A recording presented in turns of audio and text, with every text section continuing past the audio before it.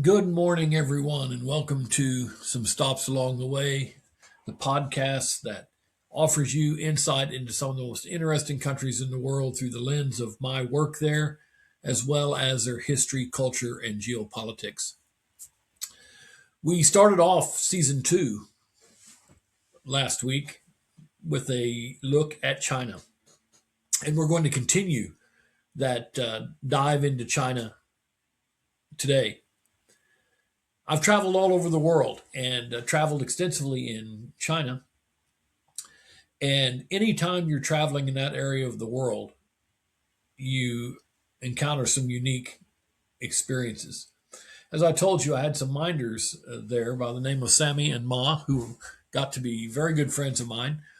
But it was on a trip that they were not with me. That challenges ensued. Debbie and I were heading with a group to an area outside of Beijing. We were headed to a place called Tianjin City, and we wanted to go from Tianjin City to Guangzhou.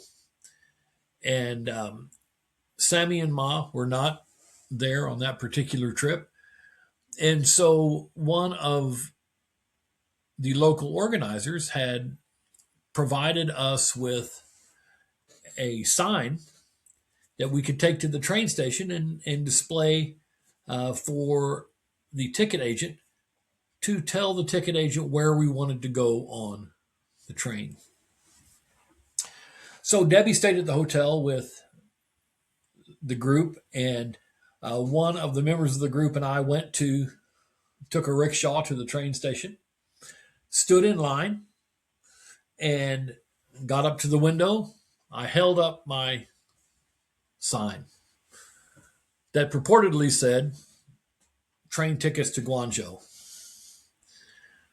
And the person looked at me and looked at the sign and looked at me, just shrugged, had no idea. So I put the sign closer. Nothing. After several awkward moments, someone in the back of the line who spoke a little bit of English looked at the sign and said, "Your sign's upside down." And I turned the sign right side up, and immediately the ticket agent said, "Ah." And we got our tickets to Guangzhou.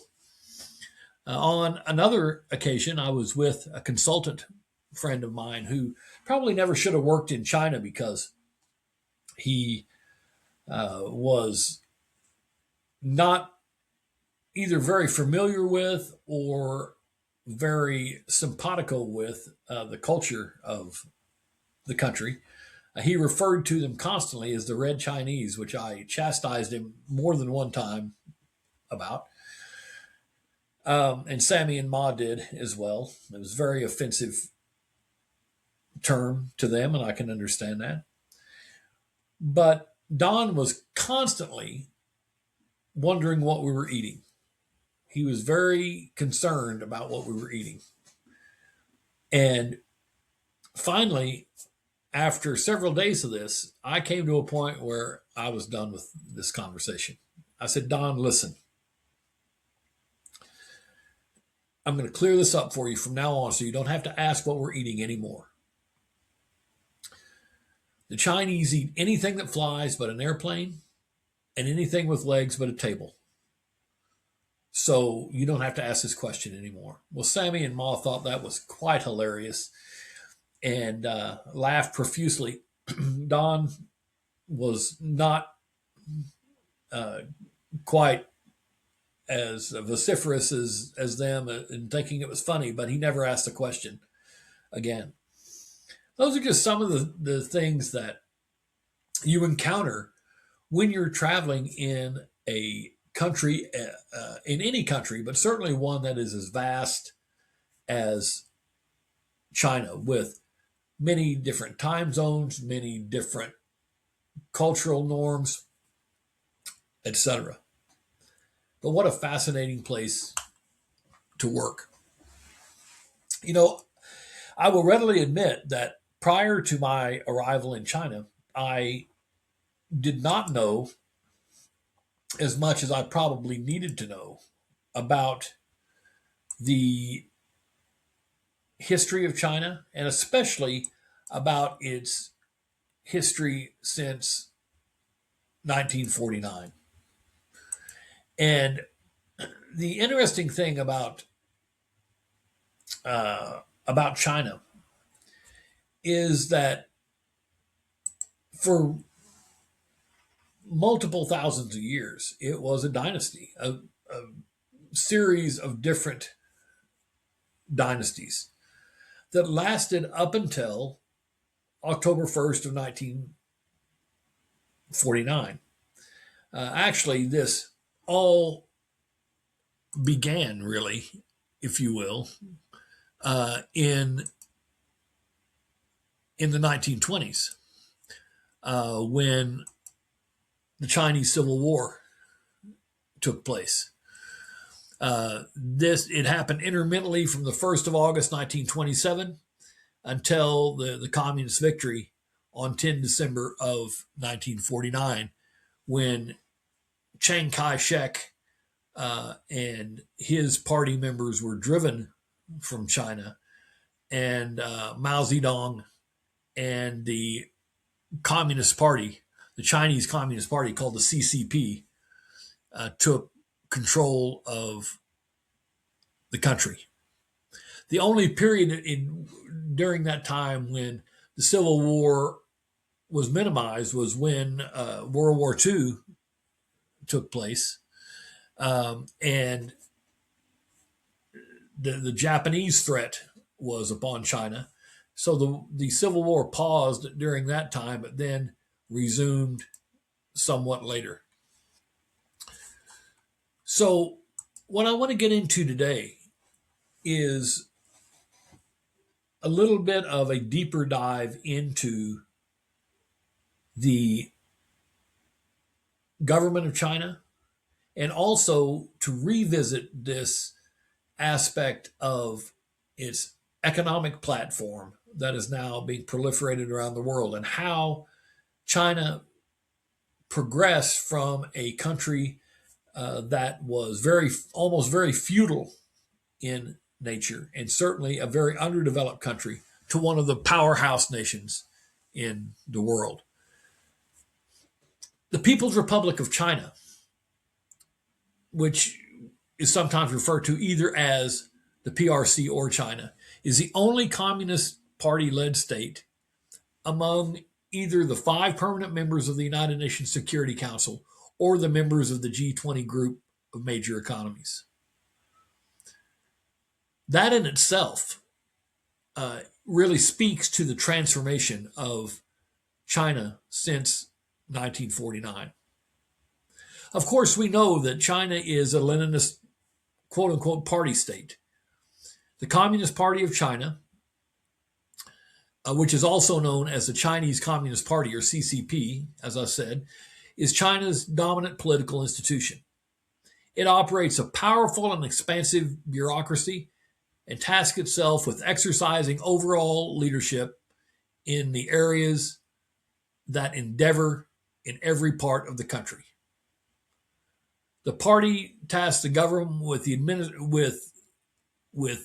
all the types of administration, from the central government all the way down to the local government. At every level and every institution, party rank takes precedent over government rank.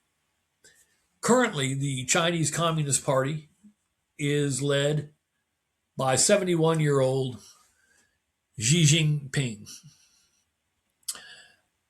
He served since 2012 as the Communist Party secretary and the chairman of the CPC Central Military Commission, which oversees the party's armed wing.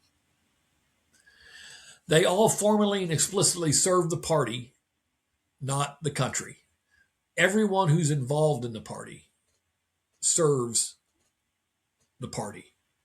So, as in the former Soviet Union, the Chinese Communist Party is paramount within the country.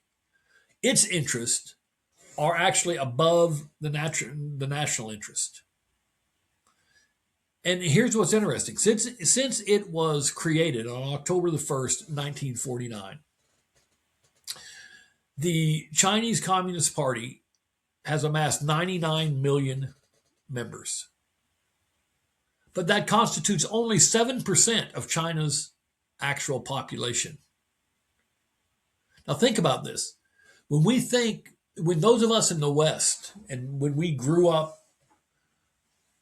talking about communism, we assumed that if you lived in a communist country, that you were communist. This is simply not the case. In a country of huge population like China, only 7% of the population is actually a member of the Communist Party. But it's those members who achieve great benefits from both the party and the actions of the party. All members complete an application process to join. And the party's apex institution is the Central Committee, which is led by the General Secretary and including an all-male and all-Han ethnicity 24-person Politburo or political bureau.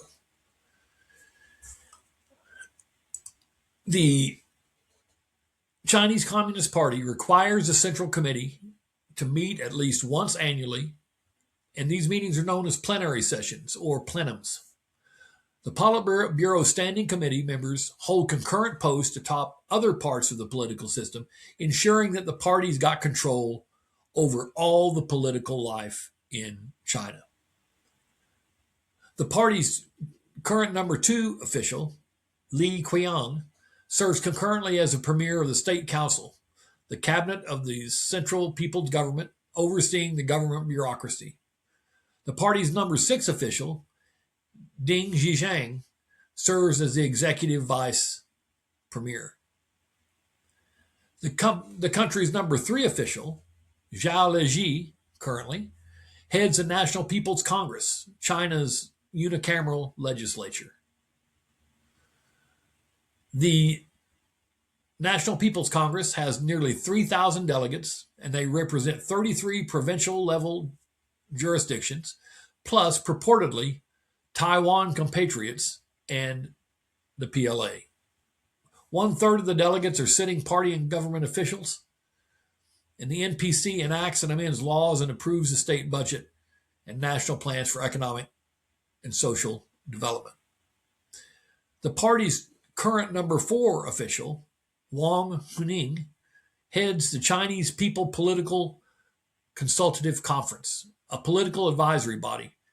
It has nearly 3,000 members as well and represents 34 groups.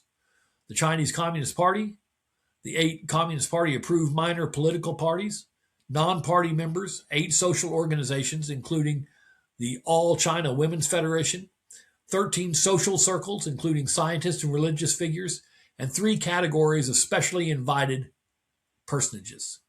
Its role is to unite all society behind the Chinese Communist Party and exercise the party calls building the patriotic united front. And this position, currently held by Wang Huning, also manages Hong Kong, Macau, and Taiwan policy. The Chinese Communist Party's number 5 official, who is currently Kai Kui, heads the party secretariat.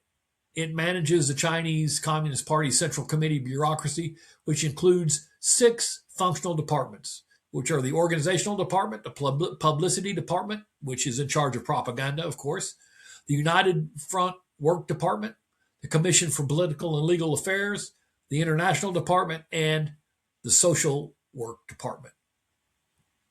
And the 7th top official in the Chinese Communist Party, currently Li Ji, heads the party's Central Commission for Discipline Inspection, the CCDI, which investigates Communist Party members that are alleged to have violations of discipline, including corruption.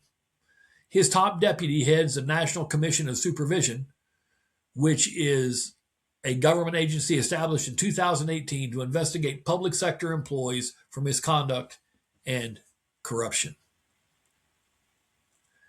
So that is a little bit of the breakdown of the Chinese Communist Party. And remember now,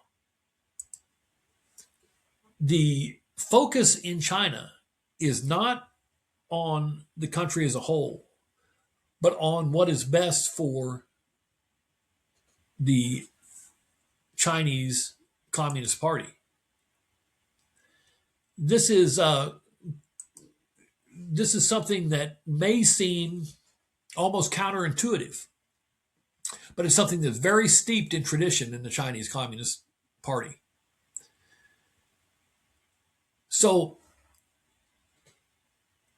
I want to delve now into the economic sphere a little bit so you can understand how all this governmental structure that I just talked about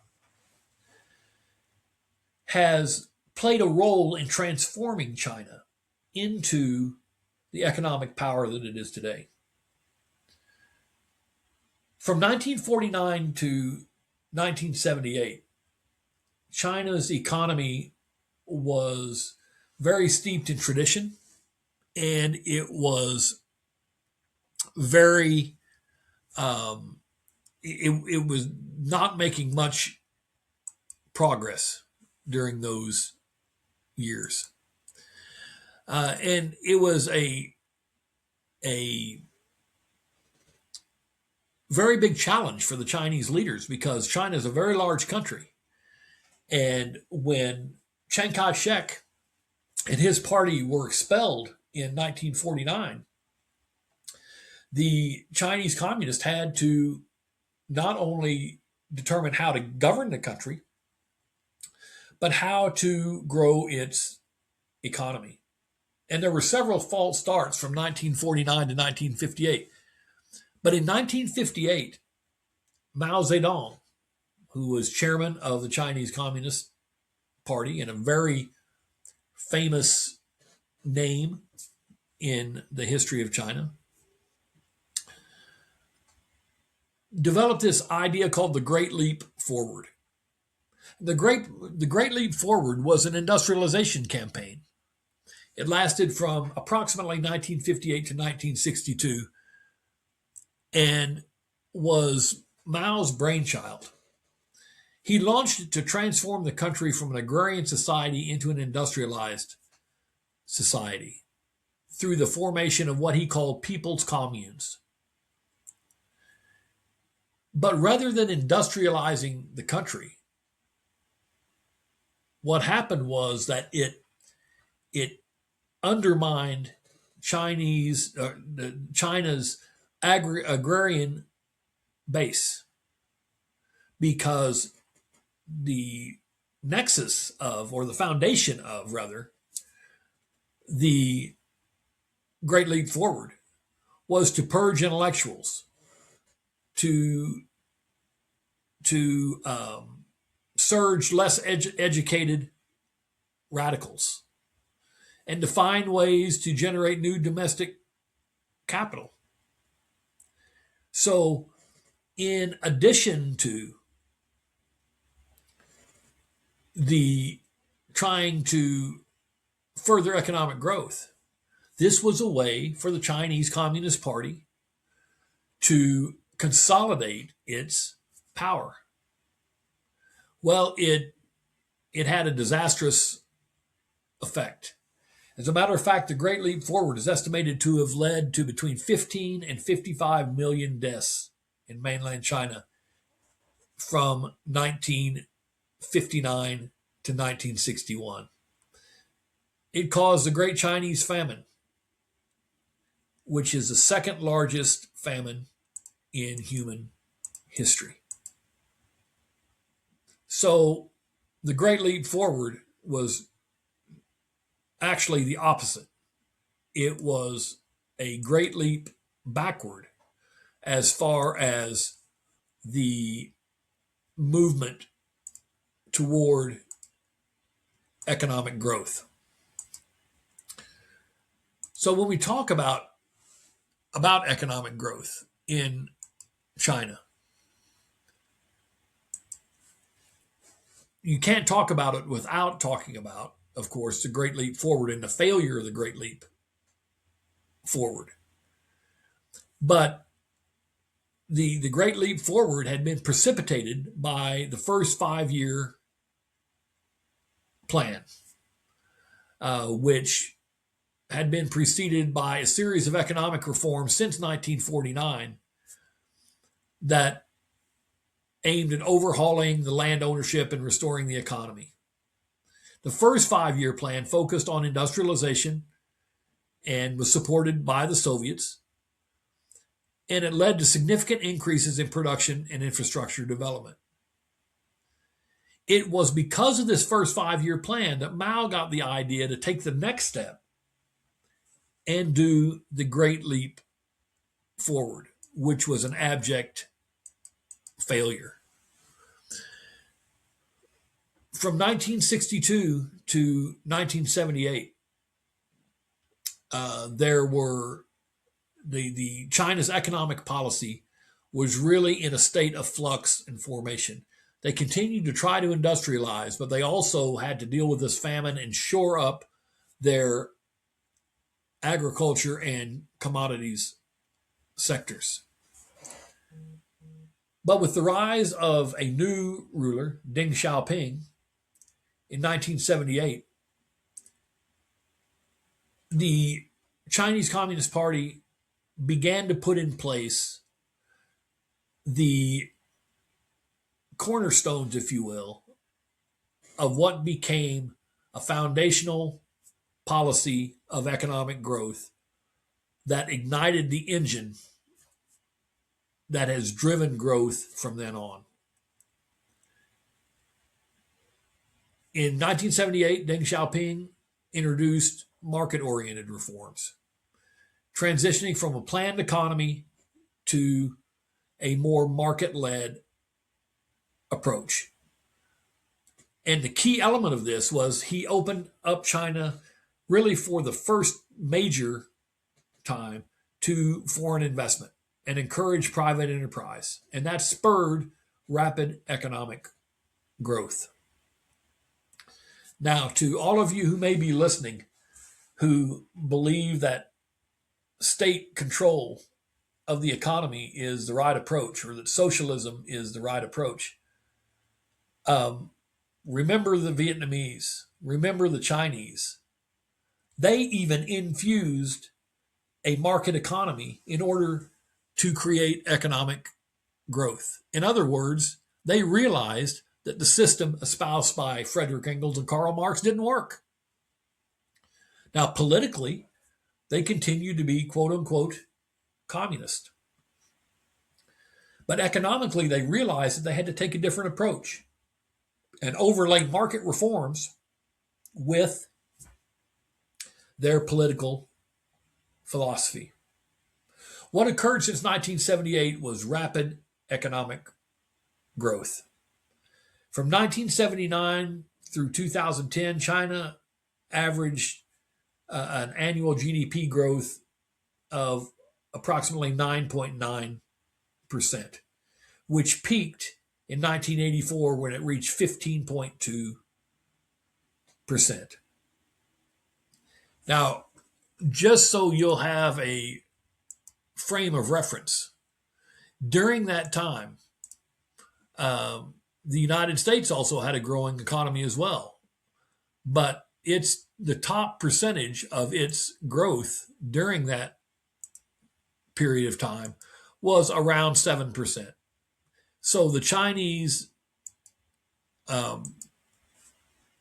economy was actually growing faster within that period of time than the United States. As a matter of fact, the Chinese became the world's largest economy by purchasing power parity in 1999 and has surpassed the U.S. in nominal GDP in 2014. While all this was going on, it positioned China to utilize its economic growth as a way to promulgate its foreign policy around the world. And it also gave it credibility among global organizations. For instance, China joined the WTO in 2001. That marked a significant step in integrating it into the global economy by further boosting trade and investment. In recent years, China's economy has continued to grow. The growth has been slower, but its economy outside of the pandemic year of 2020 has continued to grow. For instance, the GDP for 2023 was approximately $17.7 trillion, which was a slight decline from the previous year, but in 2024, that amount grew even more. So all of this has created a shift in China from an investment-driven growth model to one more focused on consumption and services. And as it's done that, China now faces challenges such as an aging population, environmental concerns, and trade tensions with other countries. But despite these challenges, China's economy continues to grow. But it was this radical transformation beginning in 1978 that really created the impetus for the new China, if you will. So since 1949, China's made huge progress. We talked about that. And it's made progress under a series of very strong and polarizing leaders.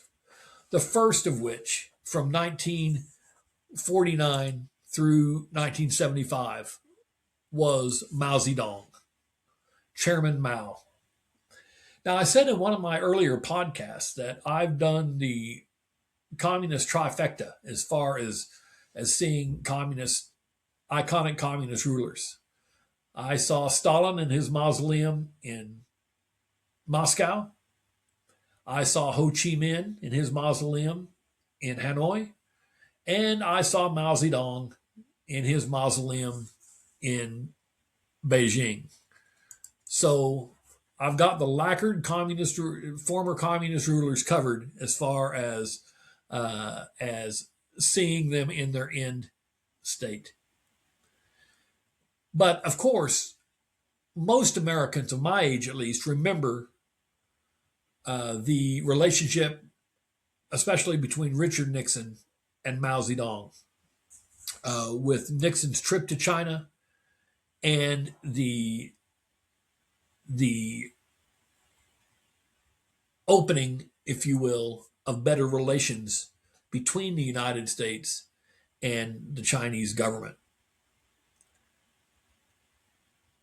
So Mao passed away in 1975, was replaced for just a couple of years by Hua Guofeng. And following Hua Guofeng was Deng Xiaoping. Deng took over in 1978. And he is the one who really drove these economic reforms. For all of his assets, Mao had been the author of some of the worst, or the architect, if you will, of some of the worst economic times in China's history since the revolution in 1949, through the Great Leap Forward and the failure of the Great Leap Forward. Deng, in 1978, initiated these market reforms that I talked about earlier. And that's where the economy really began to click. And the critical element to Deng's policy was foreign investment. to open China to foreign investment, to bring in multinational companies, to create economic power. Deng was replaced in 1988 by Jiang Zemin, and these reforms continued. The economic growth continued under Zemin's government. And then in 2002, he was replaced by Hu Jintao, who served through 2011. And in 2012, as I said earlier, the premier, if you will, of the Chinese Communist Party has been Xi Jinping. Now, there have been subtle changes to China's economic and foreign policy throughout those iterations of rulers since Deng Xiaoping, but the economy has continued to grow. So, in the first episode of this discussion of China, I talked a little bit about China's use of its economic power to further its political and international interests around the world, to further its foreign policy objectives, if you will. And in reviewing all the information leading up to this podcast, I did a lot of reading about this particular model. Of course, I've seen it firsthand. I've seen it. I've had a front row seat for it around the world to see how it operates. But I want to share with you an excerpt from an article written by the Atlantic, or published by, rather, the Atlantic Council, that I think opens up another window to China's economic growth and its nexus with foreign policy. The article states, despite its recent economic difficulties, China's size ensures that it will remain a center of economic activity for the foreseeable future. And corporate entities based in China play an essential role in expanding the country's economic engagement.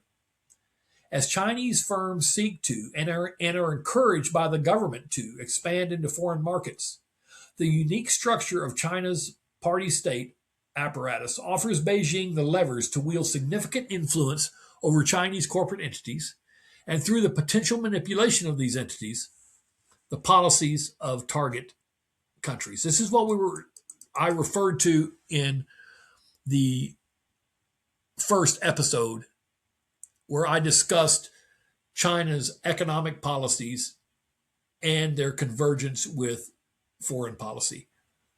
China uses its economic policies and its economic power as an element of control, as an element to establish its own approaches and its own policies within target countries, because these countries become indebted to the Chinese and therefore have to operate in a way that's consistent with Chinese philosophy. The article goes on to say, the connection between Chinese companies and the Chinese Communist Party is fundamentally different from that of Western companies and their governments. There are numerous high-profile examples of Beijing-directed corporate entities to meet the strategic demands of the party state, such as ZTE selling technology to sanctioned countries, or China National Offshore Oil Corporation moving an oil rig into Vietnam's exclusive economic zone. Experts have coined the term CCP Inc., or Chinese Communist Party Incorporated, to describe this Chinese state capitalist ecosystem of financing and corporate entities, building off the previously used China Inc. label. They highlight the Chinese Communist Party's influence over state-owned enterprises, but also its increasing penetration of private firms through mixed ownership structures. Finally, the article makes another point. However, even as party state solidifies control mechanisms over corporate entities, the CCP's command over China-based firms is not ironclad. And we should not assume that the Chinese Communist Party is intent on or effective in its use of economic statecraft, nor that Chinese corporate entities are willing participants. These corporate entities pursue commercial ties abroad for many reasons, and many are made without the Chinese Communist Party's foreign policy goals in mind. And even the party state can have multiple or conflicting aspirations for this economic engagement. In other words, while the Chinese Communist Party exudes a great deal of influence over private companies in China, these companies do have the ability to make their own business decisions. And sometimes these business decisions are not totally congruous with the objectives of the Chinese Communist Party. Now, this being said, I think that's the exception rather than the rule. I think that the Atlantic Council is a little bit overstating this because from what I've seen, private sector companies who are headquartered in China, who are Chinese companies, if you will, almost always align with state interest. And if they get out of alignment, let's just say course corrections are made. Now, foreign companies operating in China do have somewhat more latitude, but native Chinese companies, when they are operating around the world, do, in my observation, very much align with China's foreign policy. So, where does this leave us as far as China and the United States' relations with China? As I said yesterday, or rather in the previous episode on China, the United States and China have quite a bit different relationship than the United States and Russia. Russia also, after the fall of communism there and the splintering, if you will, of the Soviet Union, attempted to create economic reforms. And as a matter of fact, capitalism proliferated. The market economy proliferated in Russia. But Russia failed to use that economic growth as in the way the Chinese did to link to foreign policy. Instead, they took on a more contentious and conflict oriented track, if you will, with wars in Georgia, in the Republic of Georgia, in Afghanistan, in Syria, in Ukraine, insurrections, if you will, in Chechnya. So the Russians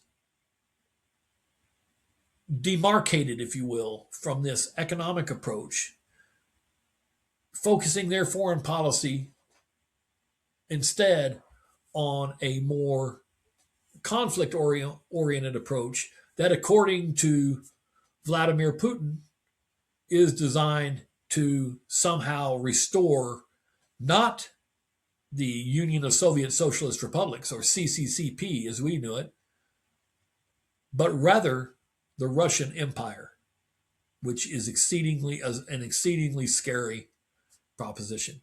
The Chinese, on the other hand, have very confidently and quietly proliferated their foreign policy through economic growth.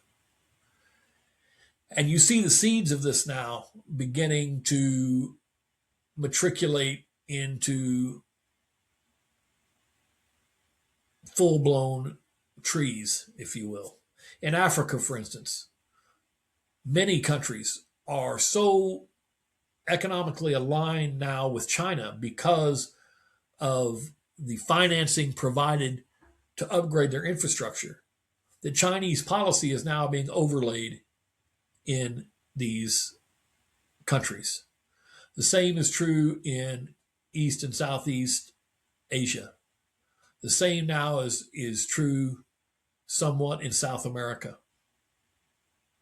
So the Chinese are very carefully and craftily utilizing economic growth to further their foreign policy.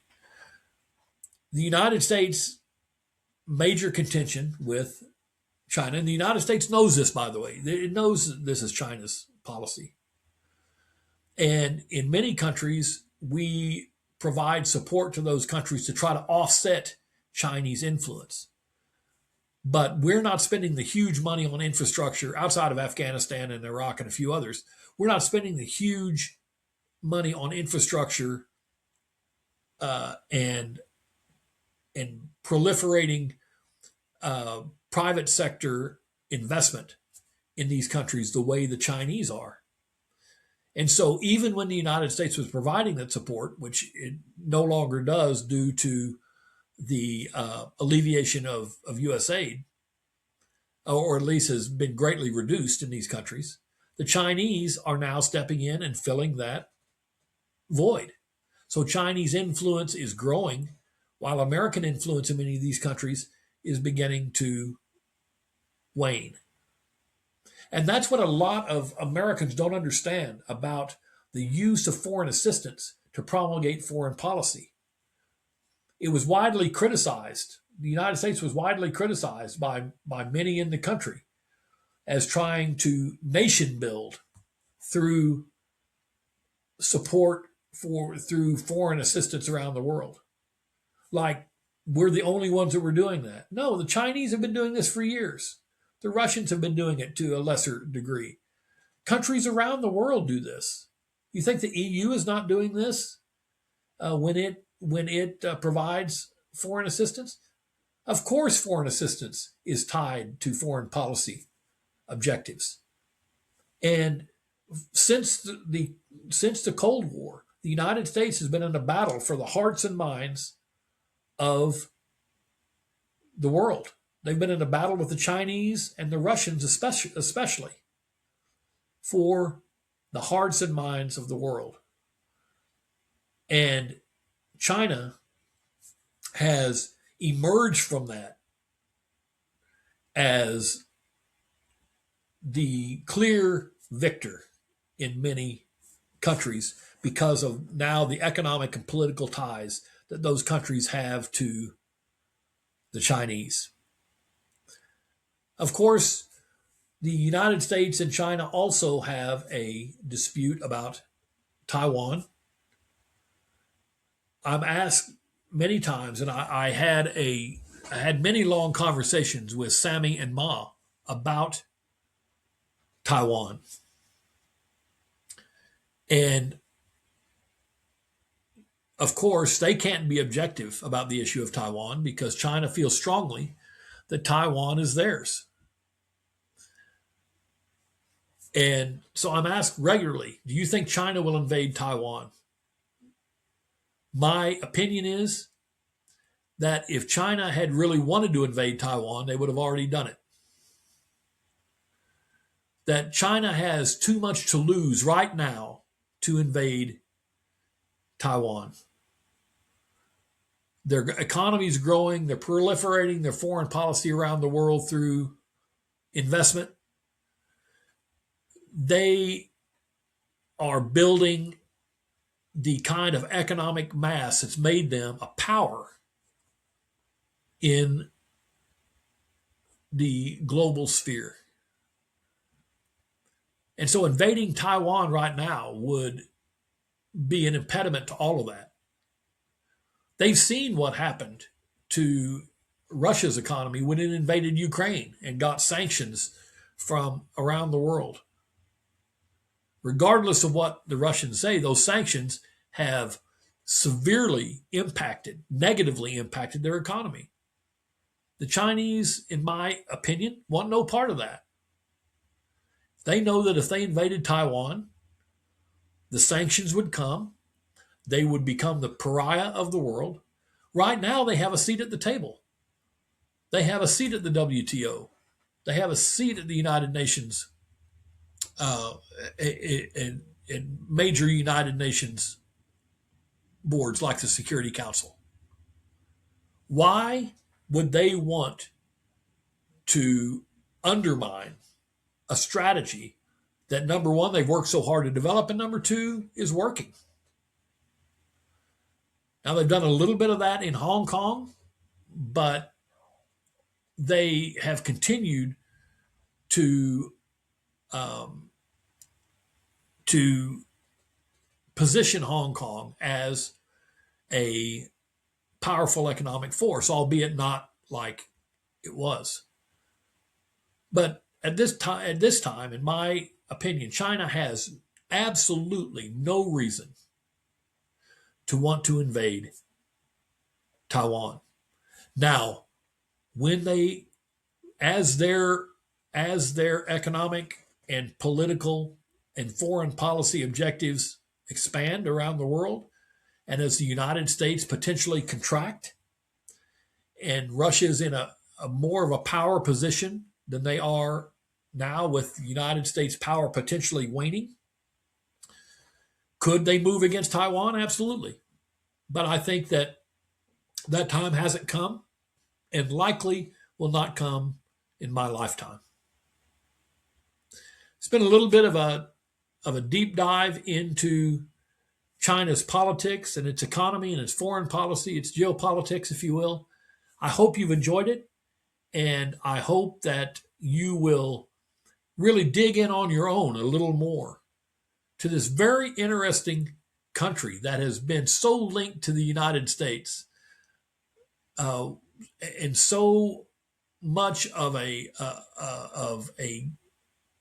complex interrogator, if you will, to the United States. So, thanks for watching today. On the next episode of Some Stops Along the Way, we're going to jump to another Asian country that I am very familiar with and very fond of, and that is the beautiful mountain country of Nepal. We'll see you on the next episode of Some Stops Along the Way.